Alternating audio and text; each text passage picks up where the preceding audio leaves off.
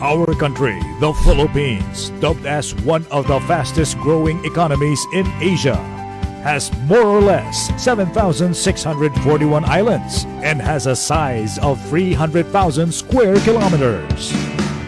As we experience development and progress in the country, we also observe the continuing growth of the population. It is important that the population count be updated as the data generated by the census is critical for the development. Hence, all persons residing in the Philippines at the same time of the census shall be counted in the 2020 Census of Population and Housing, or the 2020 CPH, leaving no one behind in 2020. The Census of Population and Housing is the source of official count of the population and housing units in the Philippines. The 2020 CPH is a nationwide undertaking that involves the collection, compilation, evaluation, analysis, publication and dissemination of data on population count, demographic and socio-economic characteristics of the population, household characteristics, and barangay characteristics in the country. The 2020 CPH kicks off in September 2020. All household and institutional population will be enumerated to count all members and determine their respective demographic and social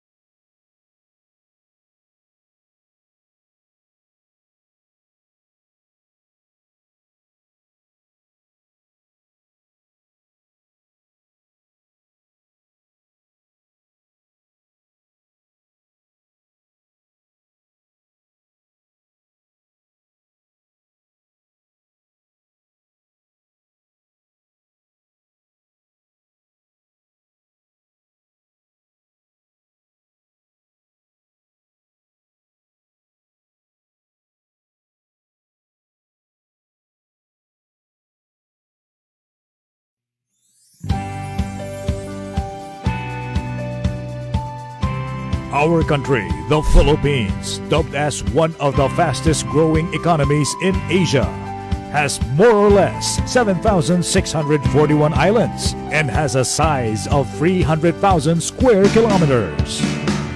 As we experience development and progress in the country, we also observe the continuing growth of the population. It is important that the population count be updated as the data generated by the census is critical for the development. Hence, all persons residing in the Philippines at the same time of the census shall be counted in the 2020 Census of Population and Housing, or the 2020 CPH, leaving no one behind in 2020. The Census of Population and Housing is the source of official count of the population and housing units in the Philippines. The 2020 CPH is a nationwide undertaking that involves the collection, compilation, evaluation, analysis, publication and dissemination of data on population count, demographic and socio-economic characteristics of the population, household characteristics, and barangay characteristics in the country. The 2020 CPH kicks off in September 2020. All household and institutional population will be enumerated to count all members and determine their respective demographic and socio-economic characteristics. Batas Pambansa Bilang 72, Executive Order Number 352 and Republic Act 10625 mandate the Philippine Statistics Authority as the government agency to conduct the census. PSA assures the public that all responses to the 2020 CPH are confidential, as provided by Section 26 of RA 10625 and Section 8 of RA 10173, or the Data Privacy Act. No data or tabulation may be produced to identify any household nor any individual. Responding to 2020 CPH is mandatory, as stipulated in Section 25 of RA 10625 or Philippine Statistical Act. Thus, answering all the questions in the census is obligatory. The 2020 CPH aims to provide government planners, policymakers, and administrators with data on which to base their social and economic development plans, policies, and programs. This is also beneficial to businesses, industries, and non-profit organizations, including research and academic institutions. These are the particular information obtained by the census: size and geographical distribution of the population, population composition, such as sex at birth, age and marital status, education, such as highest educational attainment and literacy, birth registration, religious affiliation, ethnicity, functional difficulty. For 20% of all households, information on occupation of household members aged 15 years old and above, fertility indicators, the characteristics of housing units in terms of type of building, number of floors, construction materials of the roof and outer walls, state of repair, and floor area, usual manner of kitchen garbage disposal, type of toilet facility, fuel for lighting and cooking, source of water supply for drinking and cooking, presence of household conveniences or ICT devices, and vehicles in working condition, as well as internet access. On the barangay level, barangay officials are also asked about the presence of facilities, structures, and establishments in the barangay, as well as if there are informal settlers and relocation areas within the barangay. For the census to be done in September 2020, there will be more or less 100,000 enumerators to be deployed all over the country to conduct house-to-house visits. Census interview lasts for only 15 to 30 minutes per household. Census is a massive undertaking, but the data obtained will be of great help for the country's development. Thus, all citizens are enjoined to cooperate and provide truthful answers to the census questions. Let's do our share and happily participate in the census, because your cooperation and time spent in this endeavor will be a service to our country. Sama na! Census na!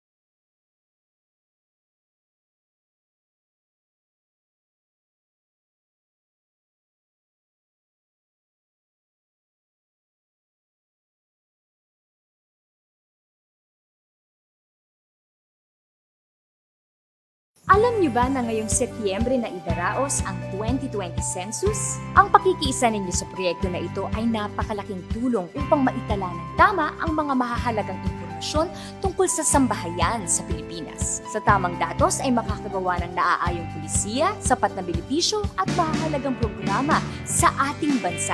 Makiisa sa 2020 Census para sa patuloy nating pag-asenso. Sara Geronimo po nagsasabing, sama na! Census na!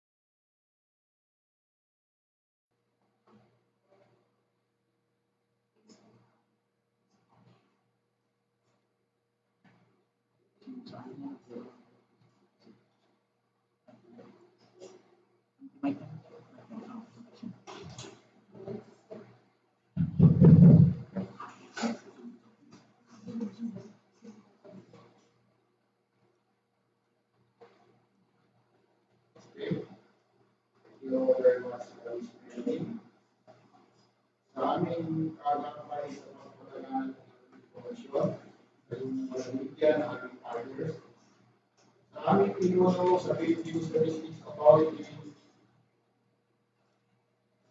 Undersecretary Dr. Dennis Mata, Secretary National Statistician, and Civil Register England, Balitirado ng Bangsamoro of Arms Philippines Mindanao, Chief Minister Ahmed Ibrahim, at the same time, Chairman of the Regional Census Coordinating Board, Minister Attorney David Ginarimo ng Ministry of Interior and Local Government, sa namumuno sa Bureau of Public Information Farm, aming Angelo Alonso, pagkoko kawani sa PSA Farm at sa mga provincial offices, mga panauhin na nakakonekta to online or virtual or nandito ngayon, sa mga nanonood o nakakakita through Facebook page, magandang umaga po sa inyong lahat at assalamualaikum warahmatullahi wabarakatuh. Ngayong araw na ito, aming pinapaalam sa lahat ng mamamayan ng Bangsamoro Autonomous Region in Muslim Mindanao o sa sambayan ng Pilipino na ang Philippine Statistics Authority ay magsasagawa ng 2020 Census of Population and Housing or pagbibilang ng populasyon at kabahayan simula sa September 1 to 30, 2020. Mag-iikot po ang aming enumerators para po magtatanong ng inyong bilang at kabahayan. Dala-dala po nila ang kanilang identification card na sila ay kasabi sa Philippine Statistics Authority. At mangyari po sana lumaglan tayo ng kaunting panahon para po sagutin ang kanilang katanungan. Ang layunin po nito ay para po makakuha ng tamang bilang at iba pang mga datos na siya namang gagamitin ng ating pamahalaan, local man, national o pribado sa pagbabalangkas ng mga pulisiya, programa o proyekto ng ating mga lugar. Kaya po kami ay nananawagan at humingi ng inyong suporta at pag-unawa na gagawin nating pagsisensus. Of course, mangyari kung huwag natin kalimutan at ipatupad ang mga health protocols tulad ng social distancing, paggamit ng face mask at face shield, o palagihang pagbubukas ng kamay o alcohol. Muli po, kami ay nananawagan ng inyong suporta sa darating na 2020 Census of Population and Housing. Sama na, census na, maraming salamat.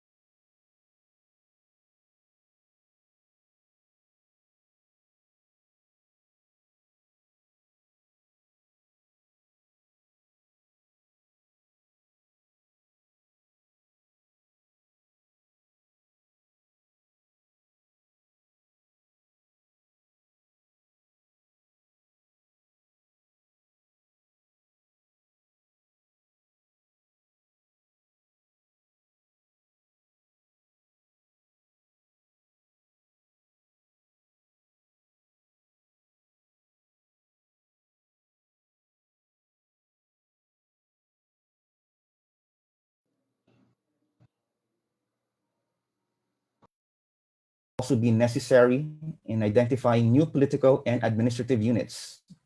Relative to the transition phase, the Bangsamoro government will soon have its regular election, wherein there is still a need to redistrict the parliamentary seats.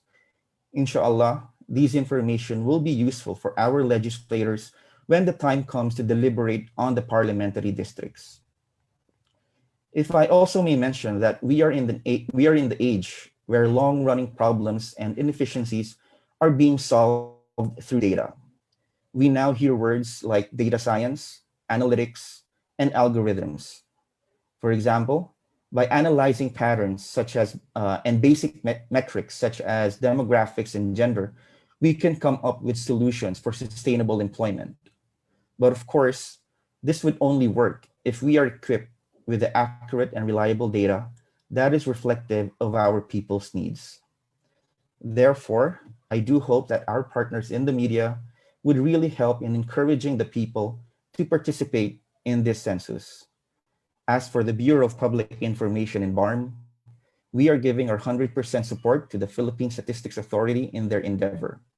And as the primary information arm of the Bangsamoro government, we assure you that we will take the lead in the information campaign. So thank you very much and a blessed Friday to everyone.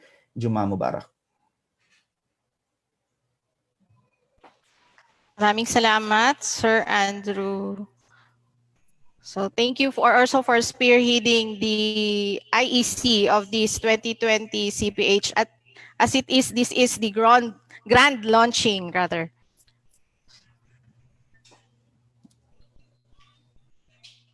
All right, let us now watch the VTR message of our Chief Minister, Honorable Ahud Alhaj Murad Balawag Ibrahim.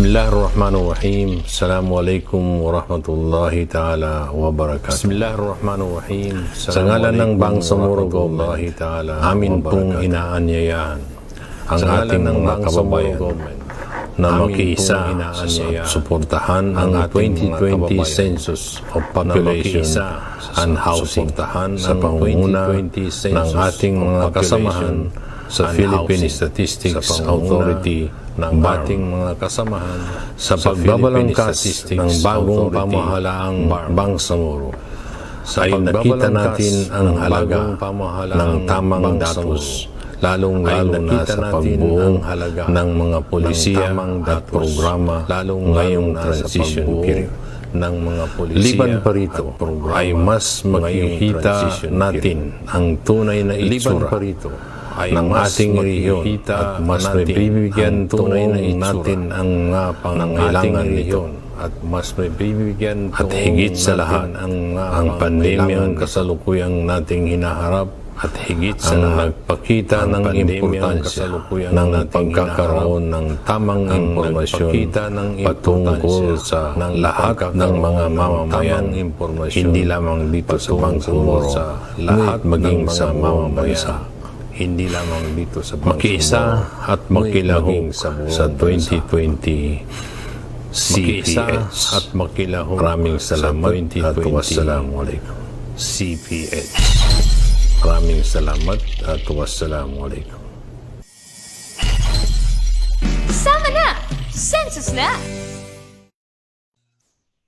Maraming Sama salamat na! po, Sir Census na! Chief Minister.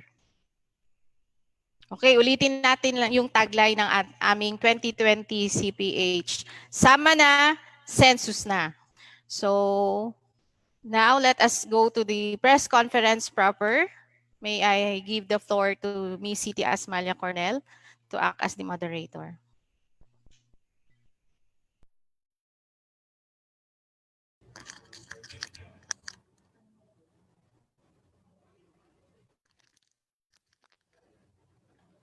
Assalamualaikum warahmatullahi wabarakatuh. I'm Miss Asmalia Cornell. I would be your moderator for the open forum.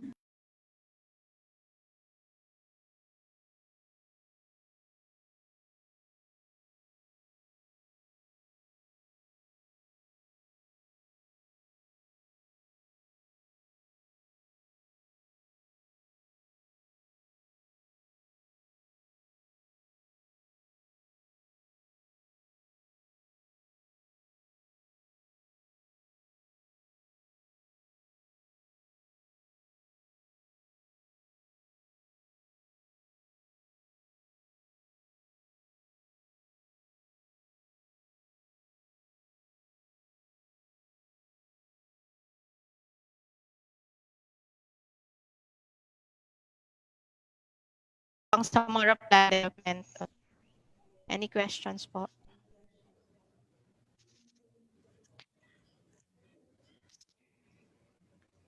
Any from the participants, especially from the media?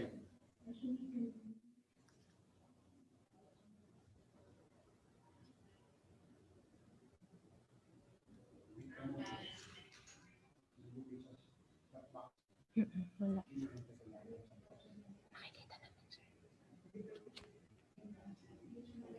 Hello? Hello po. From the XMS. Pwede ba natin malaman, kailan yung last census natin at ilan yung population dito sa BARM? Yes, the last census we conducted was in 2018, and including yung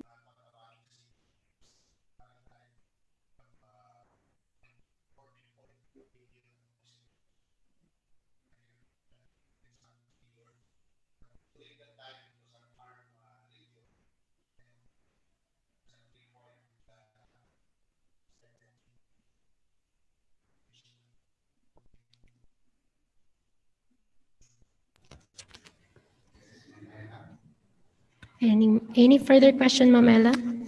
Yes. Itong pagsisensus natin, no, magsa-start siya sa September. Ngayong month na, next week na, no? At yung mga enumerators natin, ilan ba ang, ano ba ito, hired sila, volunteers na iikot dito sa BARM?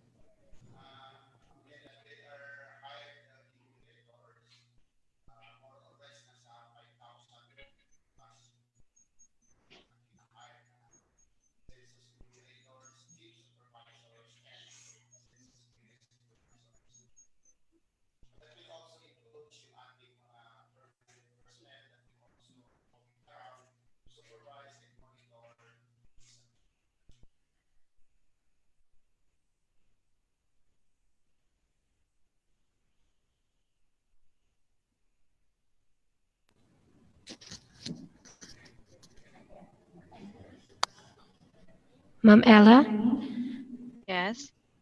do you have a follow-up question po? Oo. Dito sa pag-iikot ng ano ng mga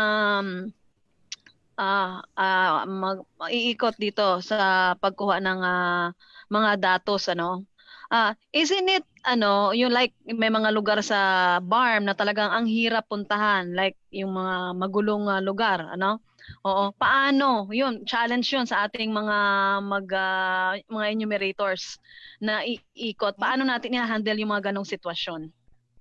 Wait. Pag magsalita na ako, i-on nyo na.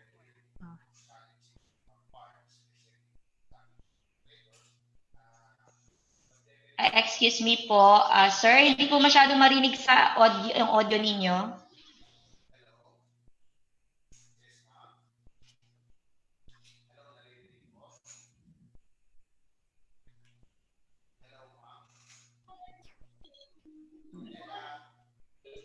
Nakamute.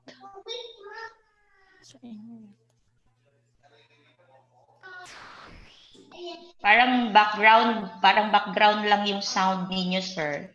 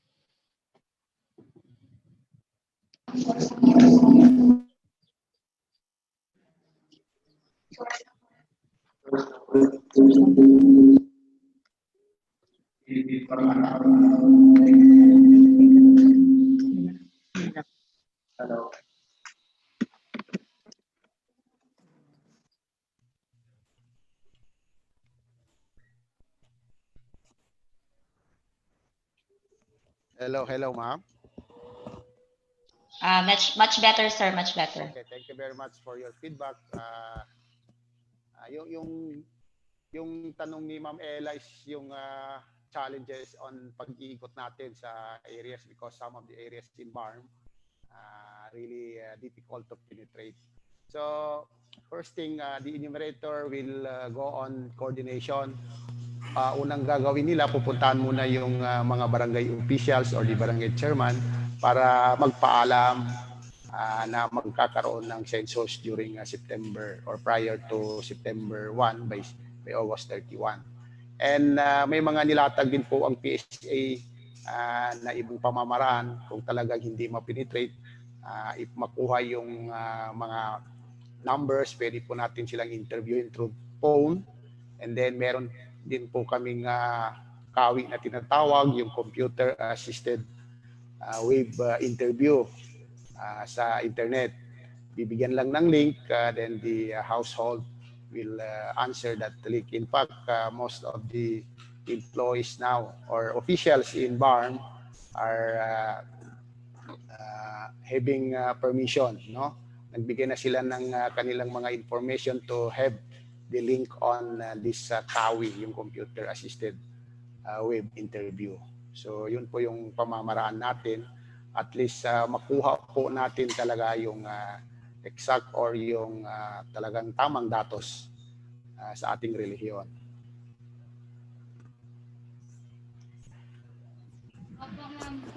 Yes, Okay, thank you, sir. may question, sir. Yes, ma'am.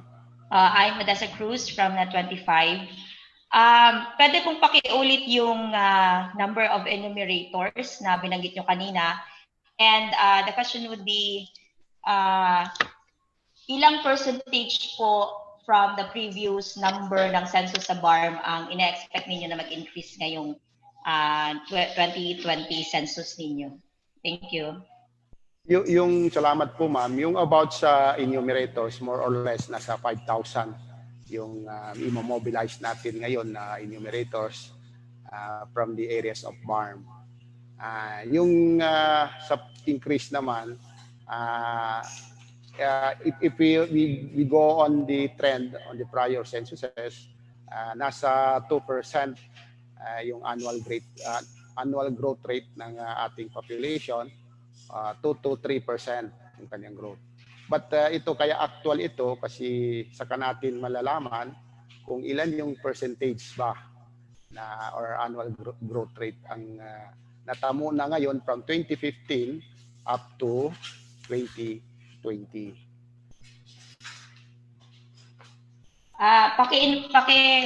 Mention na rin, sir, kung ilan po yung previous po na number ng ating census sa BARM during your last census conducted. Sorry, if this was mentioned earlier, pasensya na po, I came in late.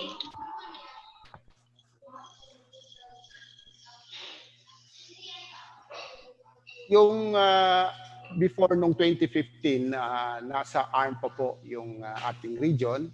And at that time, hindi pa included itong Cotabato City and the 63 barangays. So nasa 3.7 million yung population.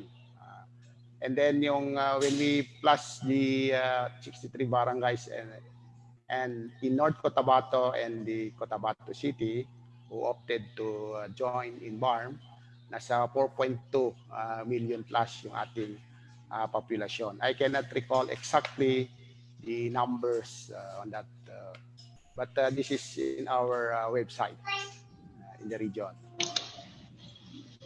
Yes, thank you, sir.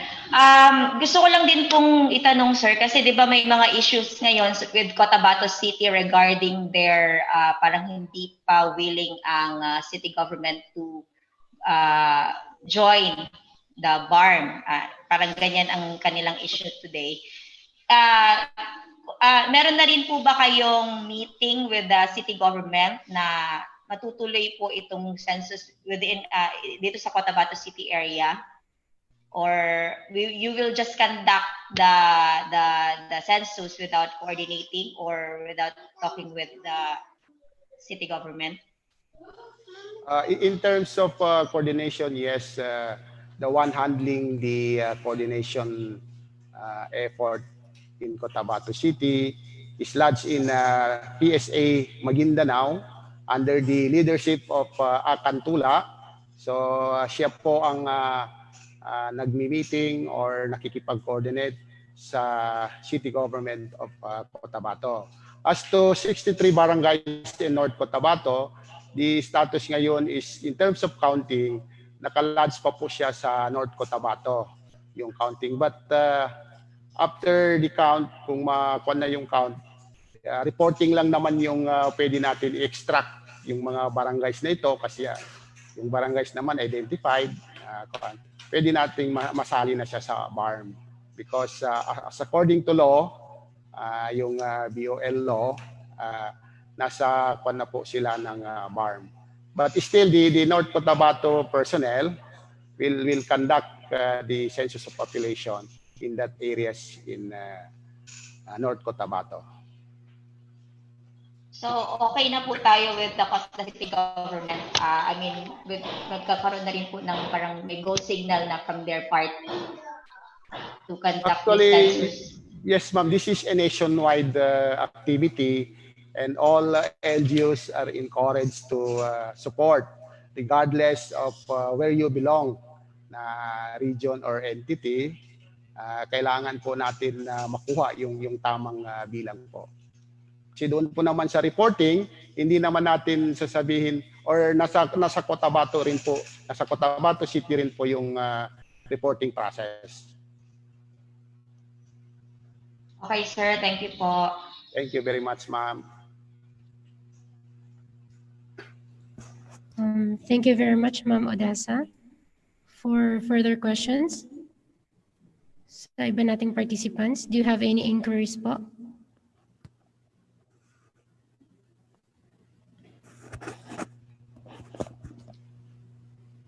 I saw Sir Nas Maulana. Baka may tanong si Sir Nas. Yes, thank you very much. Assalamualaikum warahmatullahi wabarakatuh. Good morning po.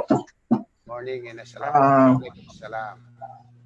I saw fresh data from the PSA, which shows that we've had recently an inflation rate of 1.3% and a purchasing power to our currency of 78%. Seeing those figures, can we say that we are doing fairly well in relative to other regions' performances?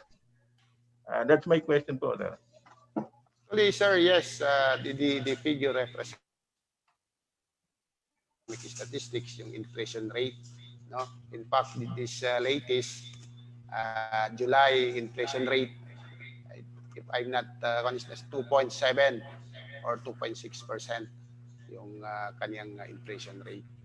So, at parallel with other regions, nasa comparable naman sa ibang region. So, sir, yes.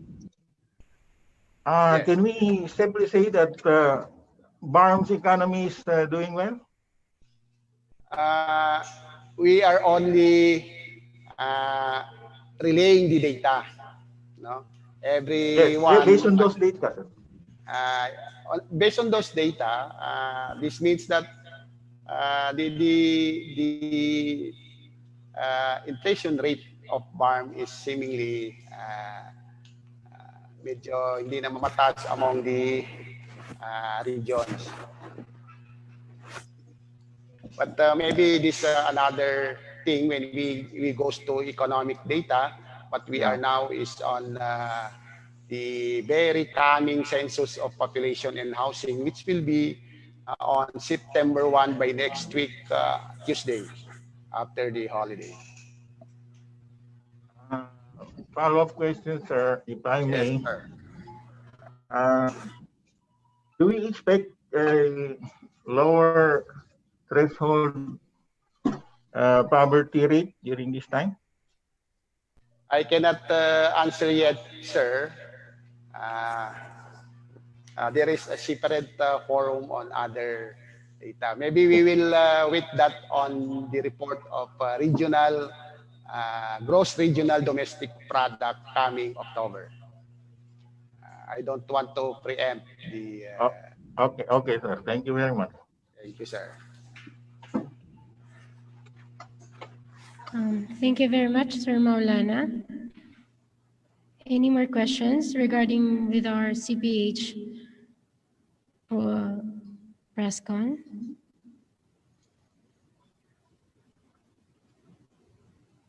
From other line agencies or ministries?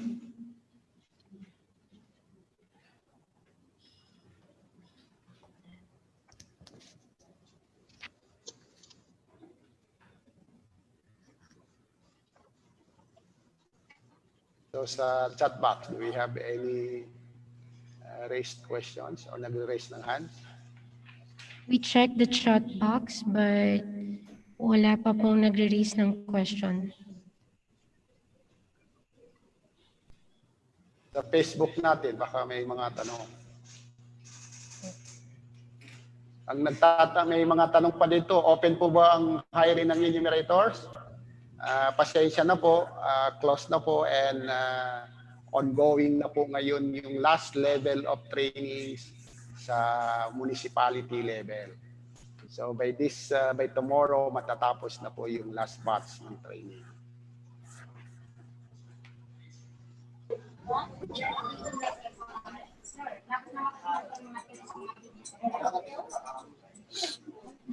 Okay. Ma'am Ella, do you have a question?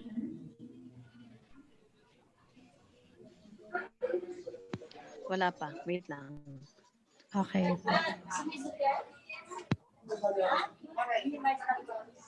Sir na.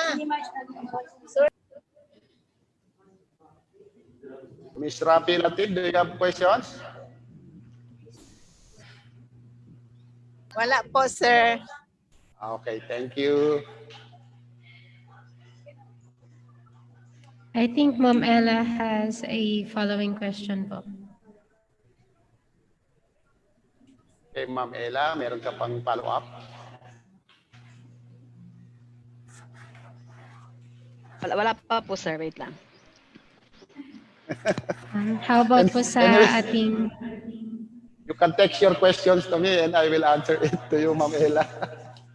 Yes, sir. Okay po. I think we have a question po from BPI. I will read it po. Sir, question from BPI. Paano po ma-include mga OFWs? Will they also be included in the counting? Yes, thank you very much, partner BPI. That's a nice question. May include po sila kasi pagtatanong sa household head or any responsible household, meron po doon sa tanong na meron ba kayong kasama sa bahay na nasa ibang bansa na nakauwi siya nung 5 years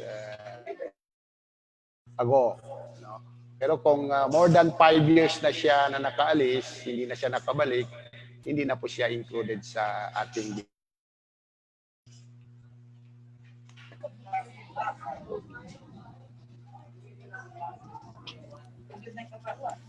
Hello, sir. Sir Andrew, is that responsive na po? I think so. Yes, thank you very much po. Okay.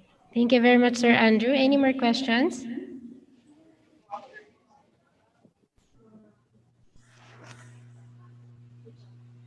We'll go back to Ma'am Ella.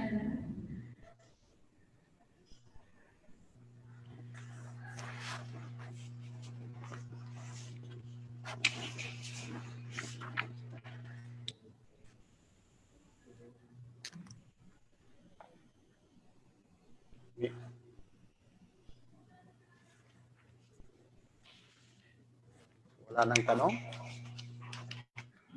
Ma'am Ella, wala na po tayong tanong.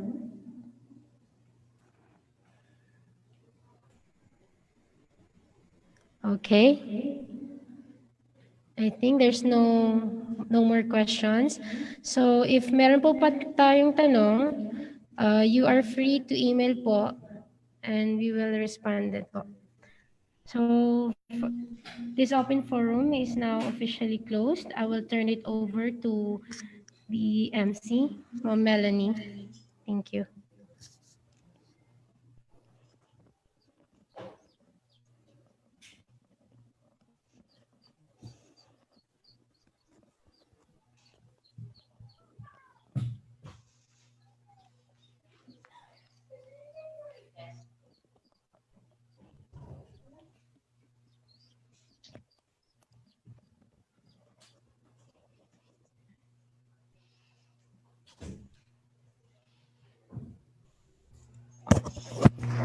Hello. All right, maraming salamat po sa ating mga media partners na nag-actively participate for today's virtual or online press conference. So this is the new normal, ika nga. So maraming salamat sa nag-participate. Let me acknowledge also our comrades from PSA Basilan and si Ma'am Odessa Cruz of Net 25. So maraming salamat sa nag-participate. And of course, si PSA Lanao Sur. All right. So,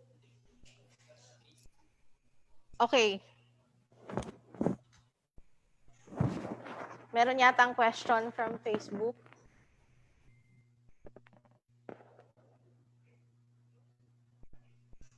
So, baka meron pa tayong pahabol na question?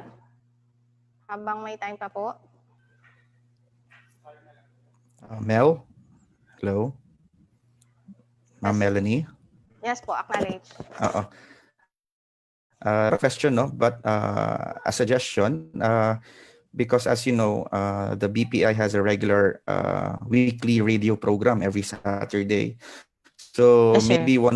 maybe one of these days we would like to invite someone from PSA to discuss po and inform our listeners and viewers more about the 2020 CPH.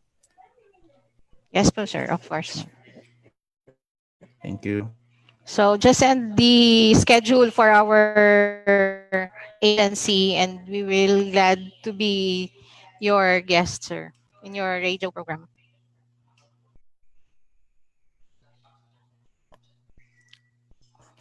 Okay, may pahabol yata si Ma'am Odessa of Net 25. Basahin ko muna ha, meron yung yung displaced daw po ba sa Marawi siege that bear temporary outside the province, paano counting nila? And then other question, health protocols para sa mga enumerators with regards to COVID-19 pandemic.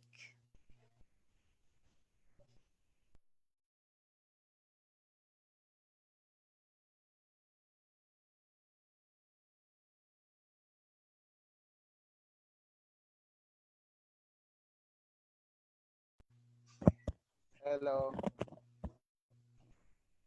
Hello, naririnig na ako? Hello. Okay na? Okay. Yung about sa question about marami displaced residents, meron po sa questionnaire or tanong kung may mga kasama ba sila sa bahay na na-displace, no, para ma-capture din sila. So yun. And then yung sa protocols sa mga enumerators, yes, they are provided by the office with the minimum health protocols like face mask, face shield, alcohol, and some disinfectant, no? Meron pong nakalaan sa kanila. Even in the field, dala-dala po nila yon. And then meron din po silang mga identification mark na t-shirt. May mga payong po sila, raincoat, bag, and others, yung mga office supplies. Meron din, pinaka-importante, meron silang identification card or ID na galing sa PSA.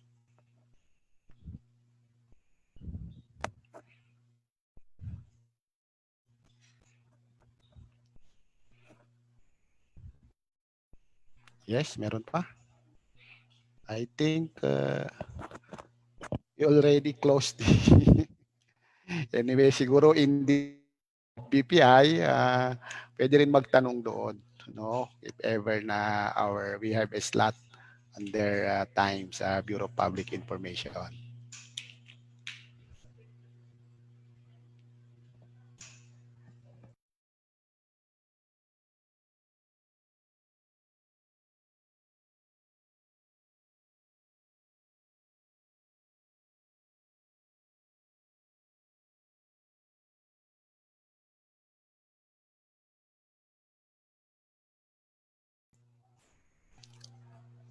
All right.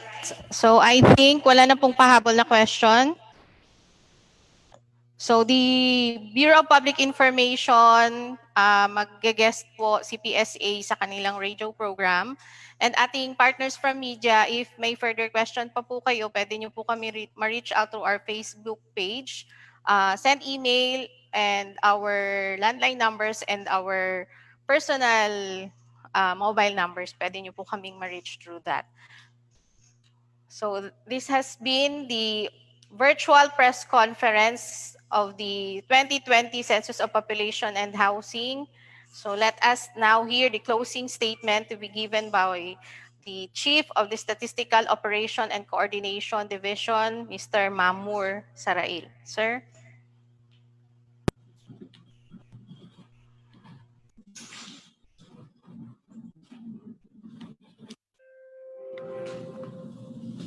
Assalamualaikum warahmatullahi ta'ala wabarakatuh. First of all, we would like to extend our grateful thanks to all the participants for this virtual press conference. We know that the current situation of pandemic will be changing how we conduct the census of population and housing at this time. But we wanted to reach out and with your support to urge the public to support and actively participate in the census of population and housing. We need your help to encourage every Filipino families and also to participate in the census count. We have a very important role to reach out our respondents and share helpful information about the 2020 CPNs. To welcome po natin ang enumerator ng PSA na maaaring tumatok sa inyong pinto starting September 1, 2020. The CPX is important. The results are used to determine how government funds are allocated for public service. Household nationwide and across our regions will be informed and participate in the 2020 Census of Population and Housing. We ask you to incorporate census information in newsletters and social media posts from your organization.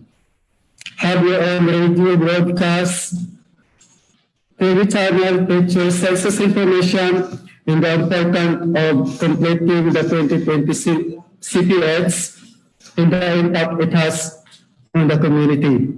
With that, wabillahi taufiq wal hidayah, wassalamu alaikum warahmatullahi ta'ala wabarakatuh. The press con is now officially closed.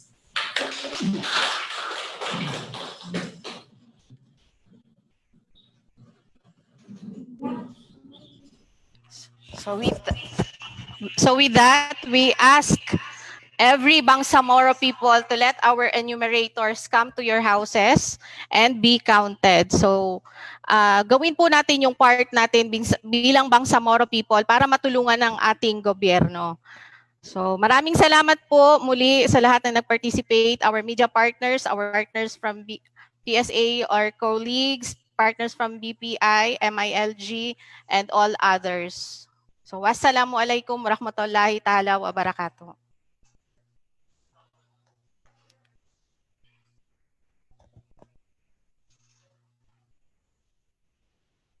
Nandyan pa yung ating kasama sa media?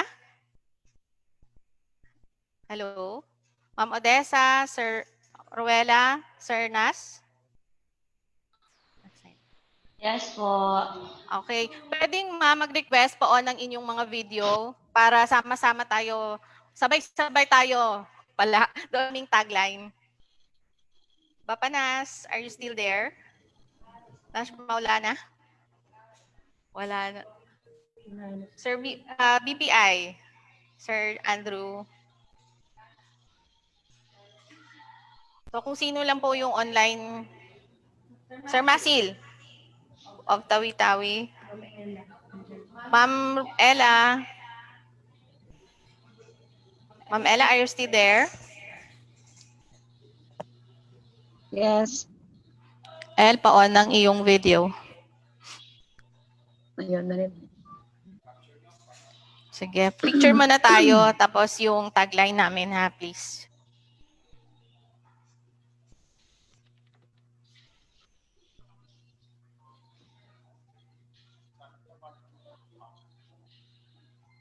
Picture muna. Sige. Ready? 1, 2, 3.